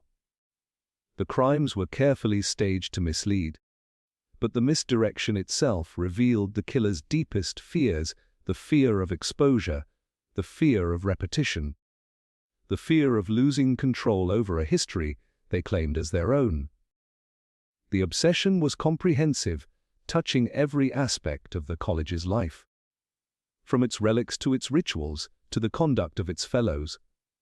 The Venetian dagger, the fragments of letter, the carefully choreographed events. They were not means to an end but symbols, instruments to enforce a personal mythology. Wimsey's eyes lingered on the entries noting 1902 and the careful cross-references to contemporary events. The pattern was clear, each act mirrored the past, corrected perceived deviations, and punished perceived threats to the killer's constructed narrative. The danger was not only to life but to truth itself. The killer sought to overwrite reality with their own version of history. Understanding this, Wimsey knew how to anticipate the next move. The perpetrator's obsession with control meant predictability in the selection of victims and timing of actions. Elwood, Mortimer, Lethbridge, each represented a facet of the past, each had been engaged either as obstacle or instrument. The killer's next move would be to secure their version of events before the pattern was fully exposed. The urgency was now paramount, to confront the perpetrator before another act of manipulation or violence could occur. That night, Wimsey prepared for a deliberate engagement. He reviewed the sequence, the psychological profiles, the environmental cues. The hidden motive, obsession with control, fear of exposure, compulsion to manipulate the narrative, allowed him to anticipate both action and location. The killer's need for oversight and symbolic power meant that the next act would be public in its subtlety, visible to those attuned to the college's rhythms, yet hidden in plain sight from casual observers. As he stepped into the misty quad, pipe smoldering, he felt the weight of anticipation. The true motive had been revealed, and with it, the key to preempting the next tragedy. The perpetrator's shadow loomed over St. Athanasius still, but now Wimsey understood the mind behind it, the obsession that had driven the crimes, and the precise vulnerabilities that could be exploited. The game was approaching its climax, and for the first time, the detective moved with the certainty of one who knew the end game, and who could bend the chaos to his will. The evening was heavy with mist, curling around the towers and cloisters of St. Athanasius like a living presence. Lord Peter Wimsey walked briskly along the quadrangle, pipe unlit, mind taut with concentration. The pattern had been discerned, the hidden motive laid bare. And now all that remained was to draw the killer from their shadows and bring the threads together. Tonight, there would be no chance for evasion, no more room for misdirection. The stage was set, every detail anticipated, every reaction measured. Whimsy had arranged the trap with careful precision. Lethbridge, hidden in a nearby chamber under pretext of medical supervision, would serve as bait, though not in immediate danger. The Venetian dagger, encased in its glass case, would remain in view as a symbol, a lure for the obsessed. The library had been prepared, lights dim to cast long, dramatic shadows, doors unlocked for strategic ingress, and a hidden alcove from which Whimsy could observe every movement without being seen. He paced slowly, his mind tracing each suspect's tendencies.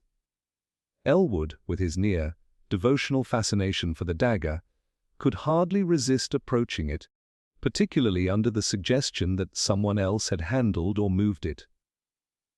Mortimer, driven by fear of exposure, would likely monitor the room first, his caution betraying him if approached from an unexpected angle.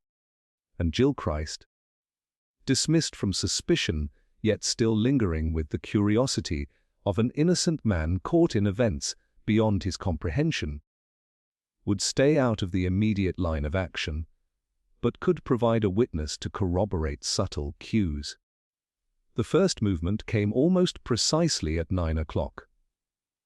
A shadow detached itself from the far corridor, gliding toward the library with calculated silence. Whimsy observed the figure's posture, a slight stiffness, a measured step, the subtle avoidance of creaking floorboards, a man entirely accustomed to moving unseen. Elwood, his pale hands twitched as he approached the dagger, eyes gleaming under the lamplight. Whimsy remained unseen in the alcove, heart steady, pulse untroubled. He had anticipated this, the fascination, the compulsion. Every previous encounter had prepared him for the psychological weight of this moment. Now, he needed only to prompt the revelation. "Beautiful, isn't it?" he said softly, stepping into the room from behind a shelf. His voice was calm, almost conversational, yet carried the weight of inevitability. Elwood froze, turning slowly, and Whimsy noted the tension in his jaw, the sudden blanching of his skin. "So long as it is treated with respect, of course. But one can never be too careful, can one?" Elwood's hands shook as he gestured toward the dagger, his voice tight. I only wish to understand it. To know its history, its power. And yet you've caused harm to preserve that understanding." Whimsy replied, moving deliberately closer. Phelan's death, Lethbridge's disappearance, the stolen fragments, all in the name of preserving the past. Elwood's eyes darted around, searching for escape. I didn't mean I only wished to protect the college, to safeguard its secrets." "Secrets, yes," Whimsy said gently. "But not at the cost of life, not at the cost of fear. You see, obsession can be lethal when it dictates action rather than thought." The tension thickened as Elwood's gaze flicked to the open doors leading into the alcove, where Whimsy's hidden positions offered vantage but not escape. A desperate, near, invisible shift of weight suggested he had considered flight, but he had calculated poorly. Whimsy's knowledge of the man's habits, his need to approach the dagger, made a hurried escape unlikely and observable. "You see, Reverend," Whimsy continued, voice even, measured, "your actions have a pattern, and patterns can be traced. I have traced yours. Every theft, every abduction, every threat has been a mark of your compulsion, not mere calculation.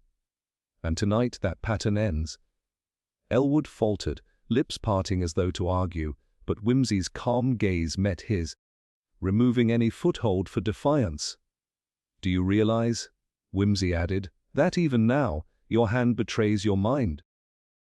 You cannot help approaching what you revere, cannot resist the symbol of power you have sought to control. That compulsion led you to move the fragments, to abduct Lethbridge, to threaten with violence. And now, it leads you to this room." The Reverend's face drained of color, his voice shaking. I only wished to preserve the college, to keep history from repeating wrongs.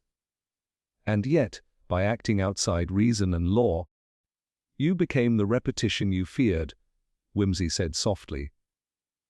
"You killed, you stole, you threatened, all in the name of preservation. But history is not yours to rewrite through fear. The past cannot be changed by cruelty, only remembered and corrected through understanding."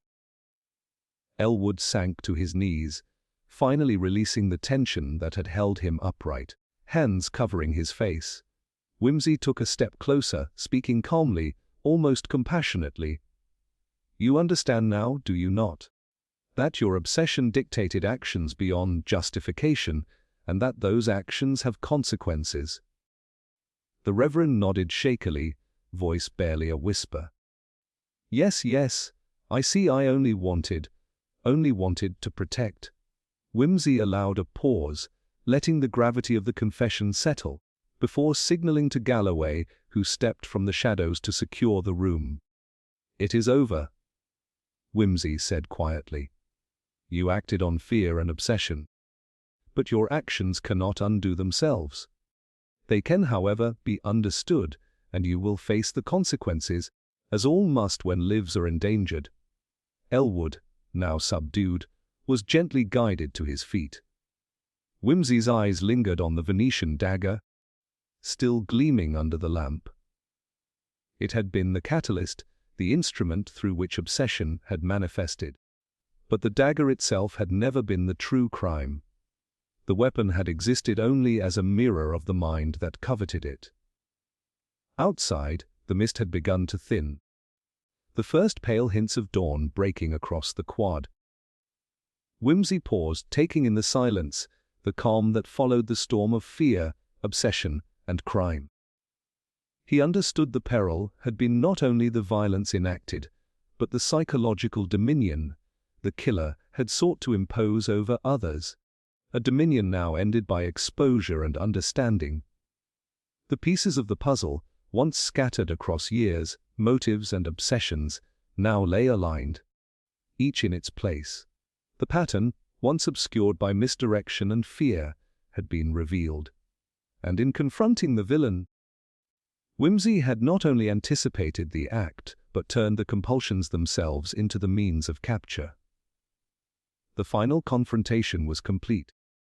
The danger abated, the killer exposed, and the hidden motives, fear, obsession, and the desperate compulsion to control the narrative of history, laid bare.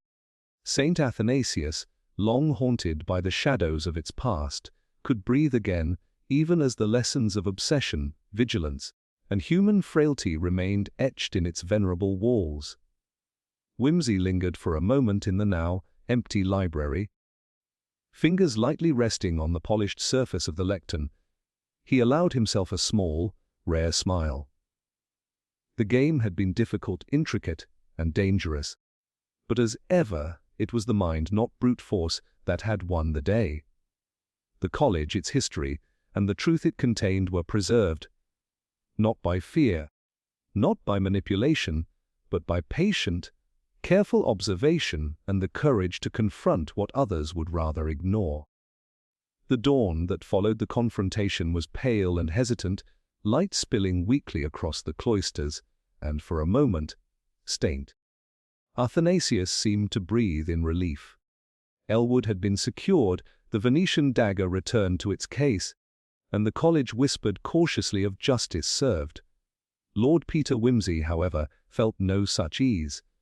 Something had shifted, a subtle disturbance beneath the apparent resolution, and his instincts, honed over countless investigations, whispered that the game was not yet concluded.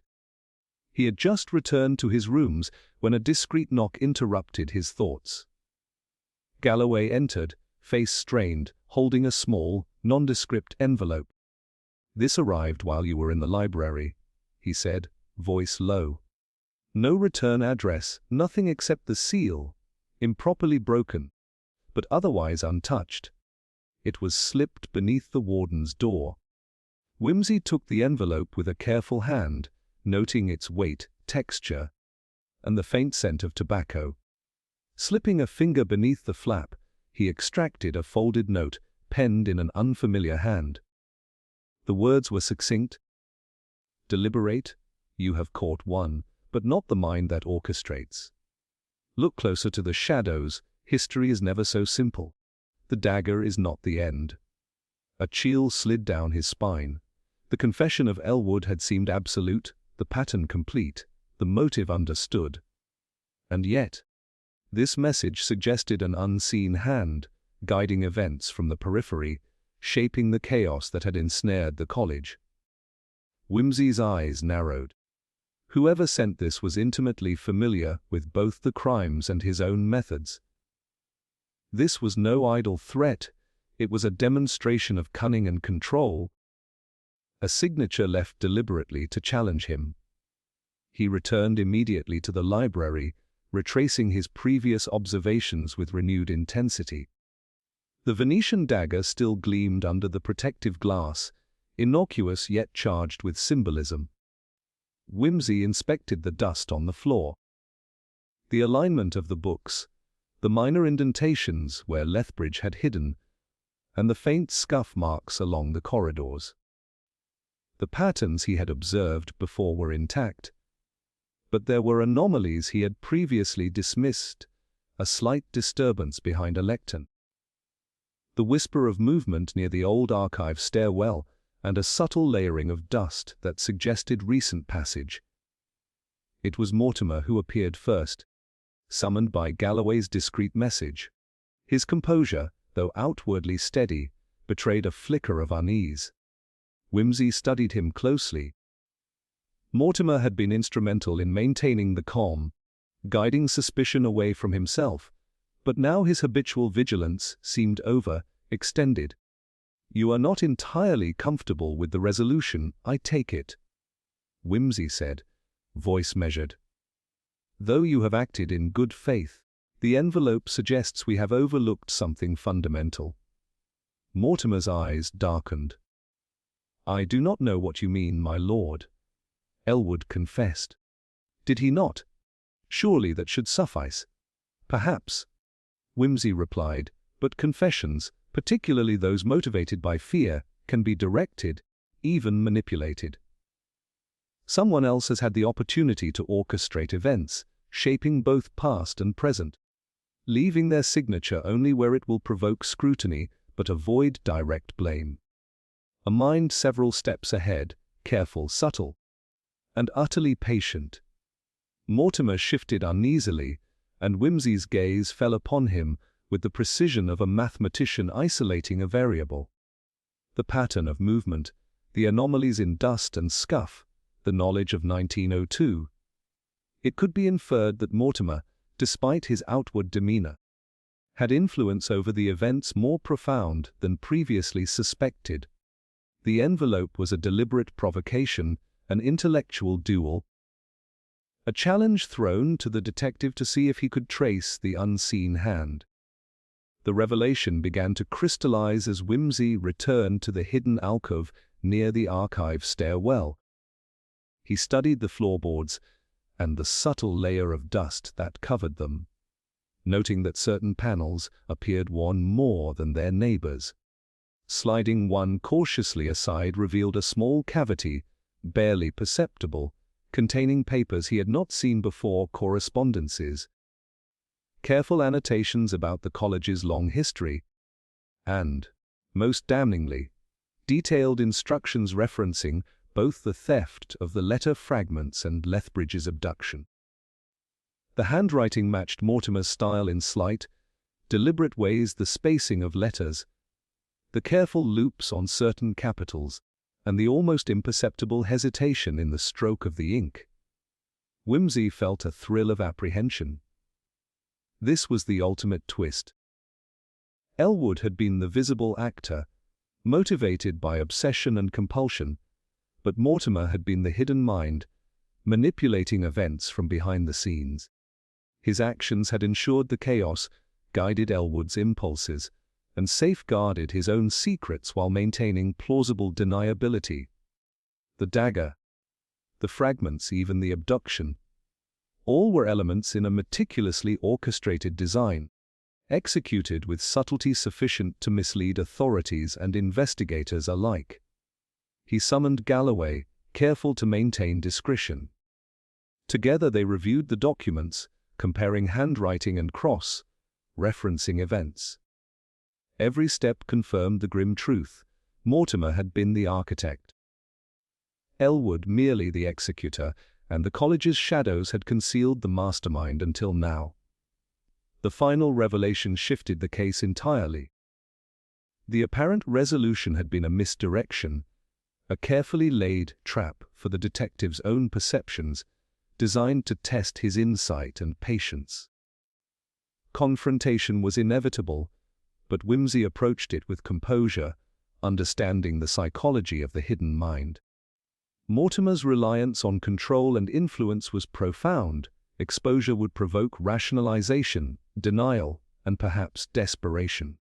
Whimsy arranged a meeting under the guise of reconciliation, inviting the warden and key fellows to ensure the encounter would be observed and safe. When Mortimer arrived calm, precise, and outwardly composed, Whimsy allowed him to speak first. "You must understand," Mortimer said smoothly. "I acted only to protect the college, to safeguard its honor and history. Any actions taken by others were unfortunate, regrettable, but necessary." "Indeed," Whimsy replied, voice steady, "and yet one must consider the consequences of necessity.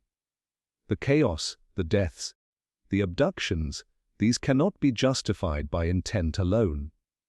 History is preserved not through manipulation or fear, but through accountability and understanding." Mortimer's eyes flickered, imperceptibly at first, but then widened slightly as he realized Whimsy had uncovered the hidden correspondence. How did you?" he stammered, a crack in the composed facade. "Observation, my dear fellow," Whimsy said gently, and attention to detail. "The pattern, which seemed so complete when we examined Elwood's actions, revealed the unseen hand. Your hand, the manipulation, the guidance, the subtle provocations, they were all present, and yet all but invisible to those who lacked patience and perception." Mortimer's face went pale, his careful mask of rationality crumbling under scrutiny. The genius of Whimsy's deduction, the ability to see through layers of misdirection, had cornered him. The realization was unbearable, yet the detective's calm, deliberate reasoning offered no escape. Mortimer's secrets were exposed, and there was no room for further evasion. In that quiet, tension-filled room, Mortimer's defiance faltered. He understood the inevitability. The case was no longer merely solved. It was fully unraveled, the hidden motives laid bare, the misdirection undone. The final twist had been revealed, and Whimsy's brilliance had once again turned the game upon the mastermind, leaving the shadows exposed, the college's history intact, and justice poised on the edge of certainty. The early afternoon sunlight cast a pale, autumnal glow across the cloisters of St. Athanasius, but the usual serenity of the college was fractured. Word had spread quickly through the fellows and staff. Mortimer had been unmasked, his manipulations revealed, and Elwood had confessed under duress, his obsessions laid bare. Yet as Lord Peter Whimsy observed the quiet panic and whispered conjectures of those around him, he could sense the undercurrent of unease, the feeling that even with these exposures, the truth had not entirely settled. Whimsy gathered the fellows in the library once more, not to lecture, but to clarify, to lay the final pieces of the puzzle in plain view. He moved among the rows of shelves with a calm authority, glancing at each face with keen eyes. "It is natural to think that justice has been served with confessions and confinement," he began, "yet what has been visible is rarely the entire story.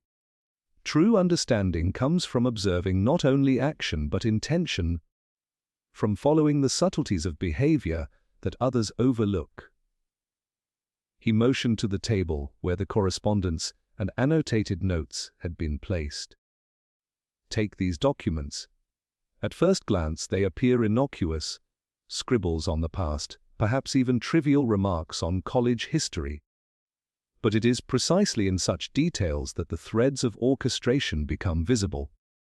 Mortimer's hand guided events, nudged Elwood into action, and shaped every stage to conceal the ultimate authorship. Observe the alignment of dates, the references to the Venetian dagger, the subtle cross-references to events of 1902. Each element was intended to mislead, yet each also betrayed his compulsive need for control. A hush fell over the room. Some nodded with dawning comprehension, others squirmed, unsettled by the intricate psychological web. Whimsy's voice continued, calm and deliberate.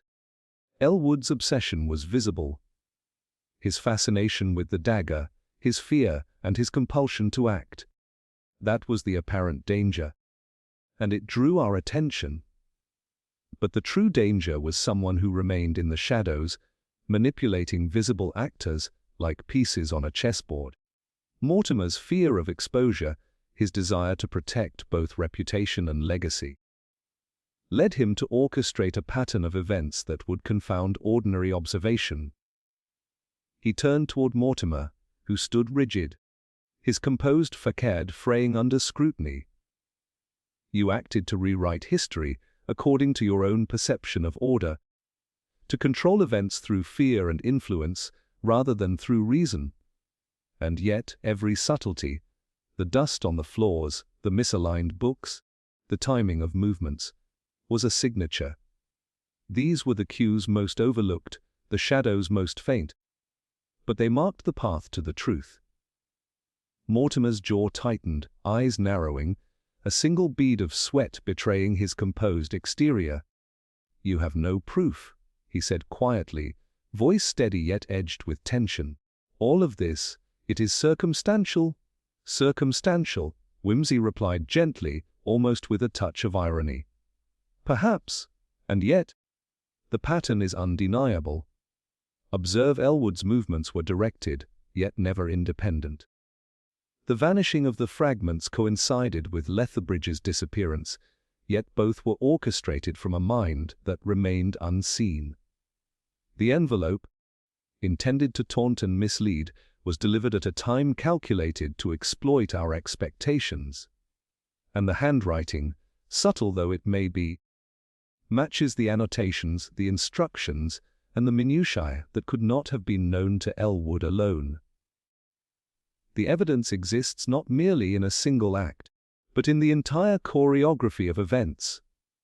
Mortimer's composure wavered as Whimsy's gaze, sharp and unwavering, held him in place. "You see, Mr. Mortimer," Whimsy continued, "it is not brute force that uncovers truth, but the patience to see what others miss. The small, seemingly insignificant marks, the smudges in dust, the faint scuff on the floorboards, the gestures made in hesitation, these are the footprints left behind by obsession and fear, visible only to one who observes with care." He paused, letting the weight of his words settle. Elwood's fear and compulsion made him vulnerable, and he confessed under that pressure. "But your subtle orchestration, your manipulation of circumstance, is the more dangerous element. You sought to ensure control while avoiding exposure. Yet the mind that observes patterns, the mind that notices repetition, is one step ahead. And that mind, in this instance, belongs to me." A tremor passed through Mortimer's expression. The room, filled with whispers and tense silence, seemed to constrict around him. Yet even as Whimsy laid bare the psychological architecture of the crimes, there remained a shadow of uncertainty. Mortimer, aware of the scrutiny, yet never entirely predictable, had the intelligence and cunning to escape immediate capture if he chose. The evidence, the confession, the notes, while damning, relied in part on observation and deduction. Mortimer could vanish, seek refuge in secrecy, and exploit the gaps left by circumstance. Whimsy's voice softened, carrying a quiet warning. Understand this: justice is not always immediate, nor always visible. It is a continuum. Those who seek to manipulate, to control through fear, eventually face the consequences, even if the path is circuitous. And while Mr. Mortimer stands before you, his motives and methods revealed, it is my responsibility, and my prerogative, to ensure that every subtlety, every hidden action, has been accounted for. The vigilance of the mind is a safeguard where ordinary procedures fail. He stepped back, surveying the faces of the fellows and staff gathered. Relief mingled with apprehension, for while the visible danger had been exposed, the invisible threads, the potential for escape, the cleverness of the orchestrator, remained unsettling. Justice, in its fullest sense, was not yet guaranteed, and the lingering uncertainty imparted a tension that none could dismiss. Elwood, pale and subdued, murmured an acknowledgment of his actions. Lethbridge, still recovering from his brief disappearance, watched silently, and Mortimer, standing with an uneasy composure, understood that though he had been revealed, the detective's insight had left him with no safe refuge. His intellect, his subtlety, had been anticipated, predicted, and dismantled. The mind that orchestrates in shadows had been outmaneuvered by a mind accustomed to tracing patterns, where others see only chaos. Whimsy finally addressed the room as a whole. Let this serve as a lesson in observation and patience. Even the most subtle manipulations leave traces, and even the most intelligent deceptions can be revealed when one understands both human nature and the rhythms of behavior. We have seen that obsession, fear, and compulsion leave footprints. We have seen that history cannot be rewritten by secrecy or terror. And we have seen, most importantly, that careful attention, logic, and a mind willing to follow subtle patterns can restore clarity where chaos reigned. The room was silent, the weight of comprehension settling over every listener. Justice, in a conventional sense, had been served. Elwood secured. Mortimer's manipulations revealed. But the detective knew that in the vast corridors of St. Athanasius, in the spaces between history and memory, shadows lingered. There was the faint, unshakable sense that the game, while concluded for now, had left ripples that could echo in unexpected ways. Yet for this moment, the balance had been restored. The patterns had been traced, the hidden motives exposed, and the web of deception unraveled. The Venetian dagger remained in its case, silent, symbolic, a reminder of the power of obsession and the necessity of vigilance. And Lord Peter Wimsey, calm and composed, allowed himself a rare, faint smile, both satisfaction and recognition that, in the world of mystery, even solved cases leave whispers of unfinished business, and that the mind that observes most carefully is always, if only just, one step ahead. The sun had dipped lower, casting long, somber shadows across the quadrangle, and the cloisters were quiet, save for the occasional rustle of fallen leaves stirred by the chill evening wind. Lord Peter Wimsey stepped lightly along the stone paths, his mind replaying the events of the past days, as if arranging them into a final mosaic. The case of the Golden Dagger had been resolved, or so it appeared. Elwood had been secured, Mortimer's duplicity laid bare, and the college's stolen fragments returned to their proper place. Yet, as he walked, a subtle unease tugged at him, a small, persistent intuition that not all threads had been fully accounted for. The air carried the faint scent of the library's old tomes, and the lingering aroma of the dagger's polished case, both reminders of obsession and the delicate balance between history and human compulsion. Wimsey's gaze drifted to the windows of the lecture hall, where the late sun glinted against panes, revealing tiny distortions in the glass that had escaped casual notice.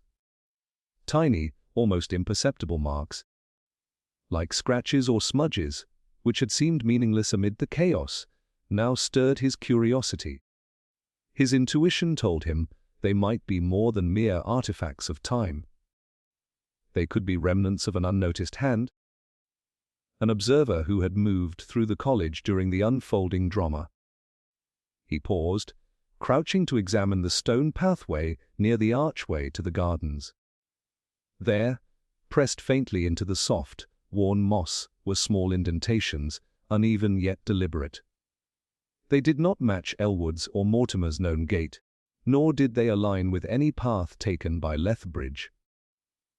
A shadow, perhaps a minor figure who had lingered at the periphery, had moved through the scene with purpose. Whimsy's mind catalogued the possibilities: a silent witness, an accomplice, or simply a student unaware of the significance of their steps. Yet the subtle pattern, the slight irregularity, told him that someone had been watching, perhaps learning, and that their presence had been intentional, not incidental. He continued along the cloisters, his coat brushing against the cool stone, recalling the cryptic envelope, the subtle provocations that had arrived after the confrontation with Elwood and Mortimer. It had been brief, enigmatic, and entirely deliberate. A challenge to the detective's reasoning, a reminder that even the most thorough observation could not account for every variable. Now, with that lingering impression, he realized that the envelope was only a fragment of a larger puzzle, a breadcrumb suggesting that someone else, perhaps far more patient and calculating than Mortimer, had been tracing the investigation itself. As he passed the old archive door, Whimsy noticed a faint reflection on the polished brass handle, a sliver of light angled in such a way as to catch the eye of a careful observer. It revealed a small, almost imperceptible engraving, easily overlooked in the rush of events: initials, delicately scratched, almost lost in the patina of time. He crouched again, examining the shallow etchings, and felt a thrill of recognition. The markings were unfamiliar, not belonging to any student or fellow he knew, and certainly not to the confessed conspirators. They were deliberate, intentional, and carried the subtle authority of someone asserting presence without confrontation. Whimsy straightened, the thrill mingled with a faint unease. Though the overt threat had been neutralized, the margins of the mystery were not yet fully explored. The dagger, the fragments, the abductions, they had been central, dramatic, and now resolved. But the lingering signs, the cryptic marks, and the shadowed footprints suggested an observer who had not yet revealed themselves, someone capable of understanding the college's patterns and the detective's own methods. The game might have concluded in one sense, yet the stage was still alive with possibilities. He moved toward the western gate, watching the last rays of sun strike the spires. The bells of the college tolled faintly, echoing across the quad, and in the resonance, Whimsy sensed the cadence of unfinished stories. The minor details, the envelope, the hidden initials, the shadowed path, were reminders that human obsession, secrecy, and intelligence did not end neatly with a single resolution. Some mysteries, he mused, left traces precisely so that they could resurface at the right moment, like whispers in empty halls, or a candle flame flickering in a sudden draught. Passing the gate, Whimsy paused, taking a deep breath of the crisp evening air. He allowed himself a rare, contemplative smile, aware of the duality that defined his work: closure and continuity, revelation and anticipation. The college was safe for now. The visible actors had been constrained, the overt threats addressed. Yet the lingering impressions, the minutiae that most would dismiss, the faint shadows that moved undetected, reminded him that vigilance was perpetual. The mind of a detective must always remain alert, ready for the subtle signals that indicated a new thread in the tapestry of intrigue. As he walked away from the cloisters, the distant figure of a student carrying lanterns passed silently, casting shifting patterns of light on the cobblestones. Wimsey noticed the faintest deviation in the reflection, an irregularity in movement, a subtle hesitation that no one else might have seen. He did not quicken his pace, nor did he call out. Instead, he made a mental note, storing the observation for careful reflection. A mystery, after all, was never truly concluded. It only paused, awaiting the next subtle signal, the next hidden motive, the next opportunity for reason to illuminate what shadows sought to obscure. The evening deepened, and Wimsey's silhouette merged with the lengthening shadows of St. Athanasius.